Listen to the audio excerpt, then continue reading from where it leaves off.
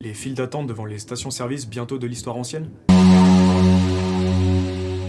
Les automobilistes ne pensaient pas revivre cette situation après l'épisode d'octobre dernier, mais le mouvement social contre la réforme des retraites dans les raffineries en a décidé autrement. Après le sud-ouest, puis l'ouest du pays, les ruptures de carburant se concentrent désormais en Île-de-France, où 35 à 39% des stations-service manquent d'au moins un carburant, le plus souvent du sans-plomb. Cette concentration des difficultés en Île-de-France s'explique par la grève dans la raffinerie de Gonfreville-Lorcher, en Normandie, la plus grande de France. L'approvisionnement de la région parisienne par oléoduc étant restreint, il a ciblé en priorité les aéroports parisiens afin de perturber le moins possible le trafic aérien déjà touché par la grève des contrôleurs. La situation est aujourd'hui moins tendue et les dépôts de carburant franciliens devraient bientôt recevoir de l'essence sans plomb qui sera ensuite acheminée dans les stations-service par camion-citerne. Comme pour la Loire-Atlantique et les Bouches-du-Rhône, l'Union française des industries pétrolières anticipe une nette amélioration de la situation dès cette semaine dans les stations-service d'Île-de-France.